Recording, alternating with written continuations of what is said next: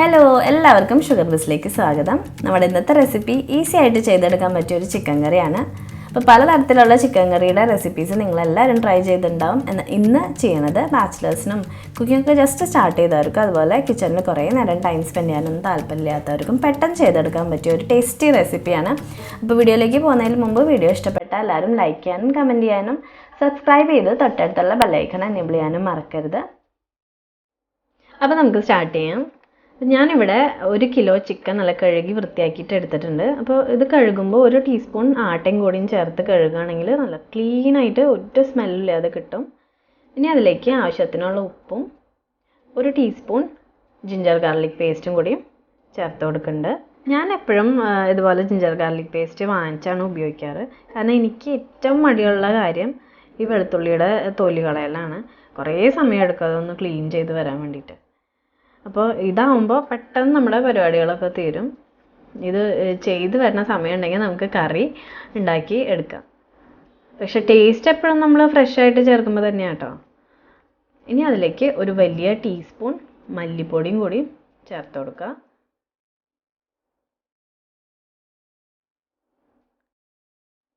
പിന്നെ 1/2 ടീസ്പൂൺ മഞ്ഞൾപ്പൊടി,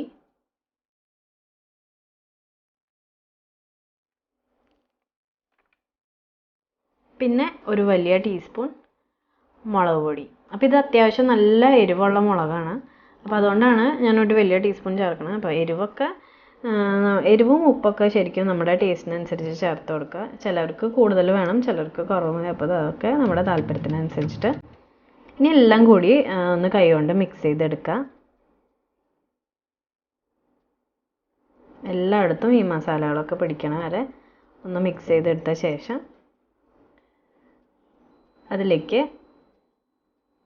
1.5 ടീസ്പൂൺ നെയ്യ് ചേർത്ത് കൊടുക്കണം. അപ്പോൾ ഈ നെയ്യ് ചേർക്കുമ്പോൾ ഒരു സ്പെഷ്യൽ ടേസ്റ്റ് ആയിരിക്കും, ഒരു പ്രത്യേക മണമായിരിക്കും ചിക്കന്. അപ്പം അതും കൂടിയും ചേർത്തിട്ടൊന്ന് കൈകൊണ്ട് മിക്സ് ചെയ്തെടുക്കാം. ഇനി ഒരു 15 മിനിറ്റ് ഈ മിക്സ് ചെയ്തത് ചിക്കൻ ഒന്ന് മാറ്റി വയ്ക്കുക. ഇത് റെസ്റ്റ് ചെയ്യണ സമയം കൊണ്ട് നമുക്ക് പോയിട്ട് ചിക്കൻ്റെ ഗ്രേവി റെഡിയാക്കി എടുക്കാം. ഇപ്പോൾ ഒരു കുക്കറിലേക്ക് ഓയിൽ അല്ലെങ്കിൽ വെളിച്ചെണ്ണ ഒഴിച്ച് കൊടുക്കുക. എന്നിട്ട് 3 ഗ്രാമ്പു, 3 to 4 ഏലയ്ക്ക, ഒരു ചെറിയ കഷ്ണം പട്ട, പിന്നെ വഴനയില, ഇതൊക്കെ ഇട്ട് കൊടുത്തിട്ട് ഒന്ന് വഴറ്റിയെടുക്കാം. മൂത്ത് വരുന്ന വരെ ഒന്ന് വെയിറ്റ് ചെയ്യാം. അപ്പോൾ ഞാൻ ഈ കറിയിലേക്ക് കുറച്ച് കൊഴുപ്പ് കിട്ടാൻ വേണ്ടിയിട്ട് 2 ഉരുളക്കിഴങ്ങും കൂടിയും ചേർക്കുന്നുണ്ട്. അപ്പോൾ അതൊന്ന് മൂത്ത് വരുമ്പോൾ സവാള നീളത്തിൽ അരിഞ്ഞതും കൂടി ചേർത്ത് വഴറ്റിയെടുക്കാം. അപ്പോൾ ഇതൊരു 3 to 4 മീഡിയം സൈസ് സവാള ഉണ്ടാവും കേട്ടോ.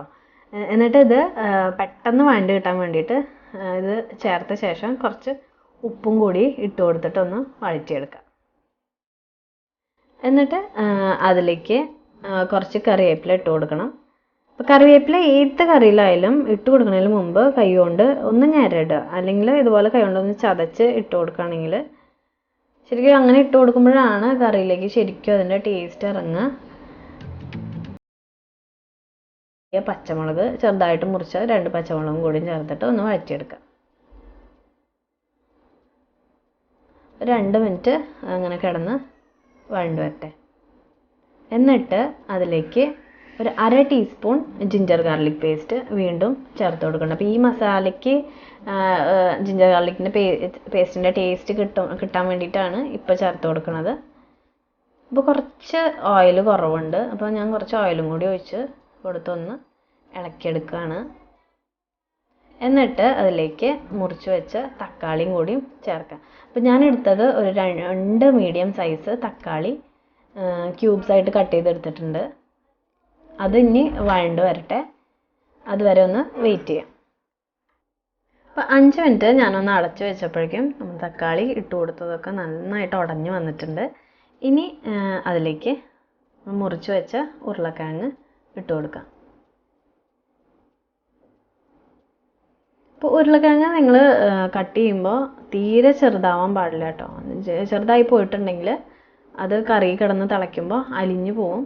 അപ്പോൾ അത്യാവശ്യം വലുപ്പത്തിൽ കട്ട് ചെയ്ത് ഇട്ട് കൊടുക്കാം. ഇനി അതിലേക്ക് ആവശ്യത്തിനുള്ള ഉപ്പും കൂടി ചേർത്ത് കൊടുക്കാം. ഗ്രേവിക്ക് സവാളയ്ക്ക് കുറച്ച് ഉപ്പ് മാത്രമേ ചേർത്തിട്ടുണ്ടായിരുന്നുള്ളൂ. അപ്പോൾ ഉരുളക്കിഴങ്ങ് ഇട്ട് കൊടുത്ത ശേഷം കുറച്ച് ഉപ്പിട്ട് കൊടുക്കാം. അതിന് ശേഷം ഒരു വലിയ ടീസ്പൂൺ ചിക്കൻ്റെ മസാലയും കൂടിയും ചേർത്ത് കൊടുക്കണം. അപ്പോൾ ഞാനിവിടെ യൂസ് ചെയ്തത് ഇവിടെ കിട്ടുന്ന ആച്ചിയുടെ ചിക്കൻ മസാലയാണ്. അപ്പോൾ അത് ഒന്ന് ഇളക്കി മൂത്ത് വരുമ്പോൾ നമ്മളതിലേക്ക് മുമ്പ് മാരിനേറ്റ് ചെയ്ത് വെച്ച ചിക്കൻ ചേർത്ത് കൊടുക്കുക. ഇപ്പോൾ നിങ്ങളുടെ കയ്യിൽ ചിക്കൻ മസാല ഇല്ലെങ്കിലും കുഴപ്പമൊന്നുമില്ല. നമ്മൾ വീട്ടിൽ വറുത്ത് പൊടിച്ച ഗരം മസാല ഉണ്ടാവുമല്ലോ, അതിലേക്ക് ഒരു 1/2 ടീസ്പൂൺ പെരിഞ്ജീരകം ഒന്ന് ജസ്റ്റ് ഒന്ന് ചൂടാക്കിയിട്ട് വറുത്ത് പൊടിച്ച് ചേർത്ത് മിക്സ് ചെയ്താൽ മതി. ഇനി എല്ലാം കൂടി ഒന്ന് നന്നായിട്ട് ഇളക്കി കൊടുക്കുക. എല്ലായിടവും ഒന്ന് ഇളക്കിയ ശേഷം അതിലേക്ക് വലിയ സ്പൂണിൽ ഒരു 1.5 ടീസ്പൂൺ പുളിയില്ലാത്ത നല്ല കട്ടി തൈര് ചേർത്തിട്ട് വീണ്ടും ചിക്കനിലേക്ക് പിടിക്കണ വരെ നന്നായിട്ടൊന്ന് മിക്സ് ചെയ്തെടുക്കുക. തൈര് എല്ലായിടവും എല്ലാ ഭാഗത്തും എത്തണ വരെ ഒന്ന് മിക്സ് ആക്കിയിട്ട് കുറച്ച് മല്ലിയിലും പിന്നെ ഒരു 1/2 ഗ്ലാസ് വെള്ളവും കൂടിയിട്ട് ലാസ്റ്റിൽ ചേർത്ത് കൊടുക്കുക. എന്നിട്ടൊന്ന് ഇളക്കിയിട്ട് ഈ സമയത്ത് ഉപ്പ് നോക്കണം. ഉപ്പ് കുറവുണ്ടെങ്കിൽ അത് ചേർത്ത് കൊടുക്കണം. എന്നിട്ട് മീഡിയം ഫ്ലെയിമിൽ വെച്ചിട്ട് കുക്കർ അടച്ചിട്ട് 2 വിസിൽ വരുമ്പോൾ ഓഫ് ചെയ്തിട്ട് മാറ്റി വയ്ക്കാം. അപ്പോൾ ഞാൻ നോക്കിയപ്പോൾ കുറച്ച് ഉപ്പ് കുറവാണ്. അപ്പോൾ ഞാനൊരു 1/2 ടീസ്പൂണും കൂടിയിട്ട് ഉപ്പിട്ട് കൊടുക്കുകയാണ്. ഉപ്പിട്ടിട്ട് ഒന്നും കൂടി ഇളക്കിയിട്ട് അടച്ചു വെച്ചിട്ട് വേവിക്കാം. അപ്പോൾ ഇനി ഒരു 2 വിസിൽ വരണ വരെ വെയിറ്റ് ചെയ്യാം. അപ്പോൾ വിസിലൊക്കെ വന്നു, പ്രഷറൊക്കെ പോയിട്ടുണ്ട്, ഫുള്ളായിട്ട് പ്രഷറൊക്കെ പോയിട്ടുണ്ട്. ഇനി ഒന്ന് തുറന്ന് നോക്കാം. അപ്പോൾ നല്ല അടിപൊളിയായിട്ട് വെന്തിട്ട് നല്ല കിടുക്കാച്ചി സ്മെല്ല് വരുന്നുണ്ട്.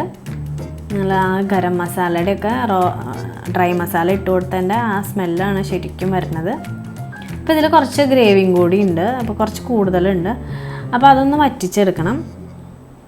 ഒരു 5 to 10 മിനിറ്റും കൂടി വെച്ചിട്ട് ഒന്ന് വറ്റിച്ചെടുക്കാം. അപ്പോൾ ഉപ്പൊക്കെ നോക്കുമ്പോൾ പെർഫെക്റ്റാണ്.